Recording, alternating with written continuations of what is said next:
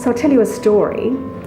A long time ago, I was in a small group of women and we were doing some craft activity. So some of us were sitting on the floor and I was sitting back to back with a woman who was speaking.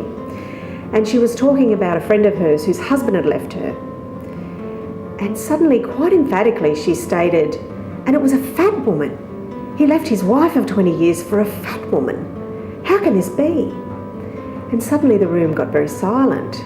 And I sort of had only been half listening, but at that point I started to pay attention to what was going on, and I just said, oh, well, we're not all that bad, thinking it would be a light-hearted moment.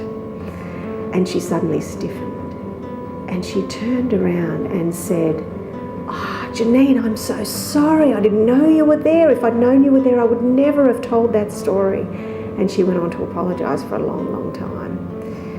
But it was at that moment that something changed for me. And while I had always known of my own self-hatred and my own self-rejection about my body, this is the first time I realised that other people were putting me in a category of people who were unacceptable and unattractive. And the realisation was hitting me in waves.